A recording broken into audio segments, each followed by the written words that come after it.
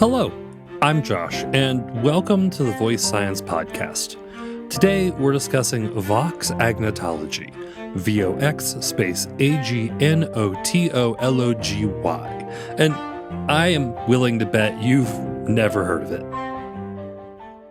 For the past few months, I've been fascinated with the study of agnotology ever since listening to the agnotology episode with Robert Proctor on the Ologies podcast by Ali Ward.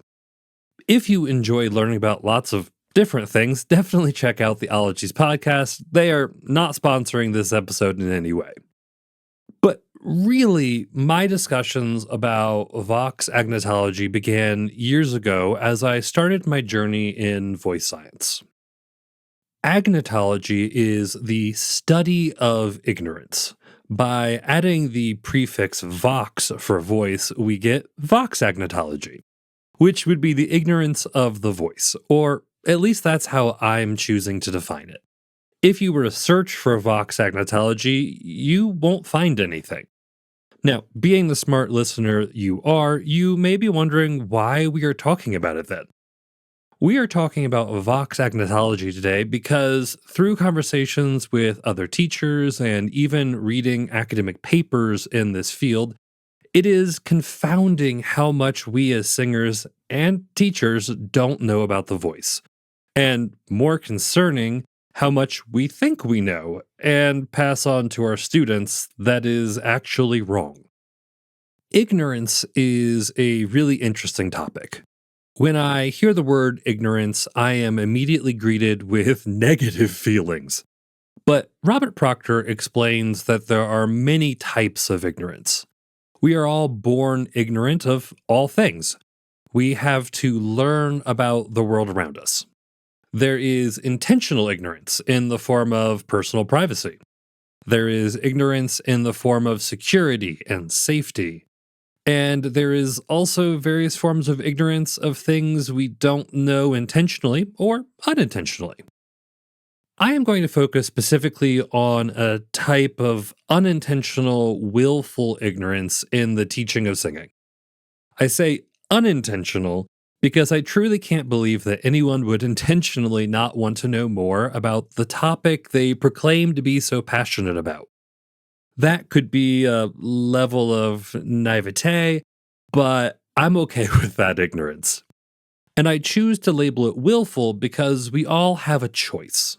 You are making one by continuing to listen to me. Generally, most singing teachers have some sort of college degree in music. It might be in vocal performance, typically from a classical music department. It could also be in music education. Or I've known some fine voice teachers with piano degrees or music therapy degrees. One of the great problems with receiving a bachelor's degree in anything is that there is a potential to believe that you know things about the topic you studied. Surely you do, right? I've had the pleasure of taking vocal pedagogy at two different schools under different teachers during my undergraduate studies. Let me tell you, it was not sufficient. In both cases, it was a semester-long course that tried to cram in anatomy, teaching fundamentals, a bit of research, and practical applications into 16 weeks. Both times, the anatomy section started with the Vineyard videos. If you are unfamiliar with these videos, they are of the function of the vocal mechanism displayed using an excised larynx, an air compressor, and strings. Yeah, it's as bad as it sounds. These videos are surprisingly accurate, but due to being an excised larynx, they are also very incomplete. From there, the study of anatomy moves on to building a small model of the larynx, and that's about it. These teachers, one of whom is a dear friend and mentor, were passing on the information that they had. This is the problem. More or less, the teaching of singing is an oral tradition passed down from teacher to pupil. We are in fact plagued with misunderstandings of how the voice works that were disproven in the 19th century. Here's a quote from 1890 by Morel Mackenzie, who wrote in his book, The Hygiene of the Vocal Organs, that just as the evil that men do lives after them, misleading terminology continues to work havoc in the minds of learners long after its incorrectness has been recognized by teachers, who, however, adhere to it from a mistaken notion of its practical usefulness. The larynx is the organ of the voice, just as the eye is the organ of the sight, or the ear of the hearing. Everyone would laugh at a man who should pretend to smell with his lips or see with his fingers. Yet such claims are not one whit more absurd than those of singers who profess to fetch their voice from the back of the head, the roof of the mouth, the bottom of the chest, or anywhere else that their misinterpreted sensations lead them to fancy.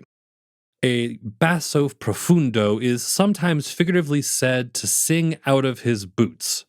We may perhaps be grateful that there is no voce di piede among the acknowledged registers. Voce di piede, if you're not familiar, would be voice of the foot. The danger is that we believe blindly that which we were taught in school. And of course, for good reason. Had I been taught about voce di piede, I would have believed it to be true. But really, I would have. I left undergrad with the knowledge that I knew things. It wasn't until several years later that I was introduced to the world of voice science and I learned how wrong I was. The Greek philosopher Epictetus said, "Throw out your conceited opinions, for it is impossible for a person to begin to learn what he thinks he already knows." There is another related ignorance in voice teachers. Teachers who are terrified because they know they don't know, but aren't confident in their ability to find new information, read the research, or know where to begin. If this is you, I see you, and this is where we're going to spend the next few minutes. So now what? Where do you find the resources? What's real and what isn't? These are great questions, and you are already exercising the most important part of this, asking questions. There are many places to look for information. First, obviously, you are here listening to the Voice Science Podcast. Keep doing that and check out our resources on voicescience.org. And if you have questions about the voice that we haven't covered, let us know. You can also turn to internet research, social media, and YouTube. These sources are easily accessible, but potentially fraught with incomplete, misleading, outdated, or unfortunately simply wrong information. This is, however, an excellent space to question and deepen your understanding. Ask yourself, does this make sense? Why does it? Or does it not? While still not perfect, a more reliable source of information is from peer-reviewed scientific journals. If you have the budget available, join the National Association of Teachers of Singing to get access to the Journal of Singing. A membership to NATS is relatively affordable, and there are a lot of well-written articles. I find that the Journal of Singing, like most publications in the field, has a really strong classical technique bias to be careful about, but there's a lot here.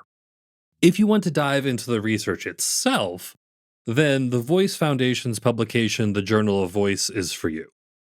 It's a bit more expensive and a lot more challenging to read, but you are getting the information from the source. A few tips for reading research articles you'll find in both of those journals, and really just any information anywhere. 1. Ask questions of the research. It is the paper's job to prove to you that it is correct. 2. One paper is not proof. Voice research tends to have a very small sample size, and meaningful data usually only appears through the combination of many studies, so read multiple papers. 3. Take it slow when you are starting out. These papers can be very dense and use a lot of technical jargon. You may have to reread sections multiple times. Do it. I do. A third form of, let's call it, resistance to new information might come from a more emotional place. A sense of respect to a beloved teacher, the mentor that poured all of their knowledge into you. It could feel like disrespecting the time, energy, and effort. This is a challenging place to be in. As a teacher, I always just want what's best for my students. I hope that it is the education I provide to them, but I am also limited by what I know about the voice. Your teacher was, and or is, also limited by what they know simply because voice science is still unlocking secrets. Seek out more knowledge. At the risk of sounding like a broken record, question everything you assume to know about how the voice works. A lot of your knowledge is correct, or mostly correct.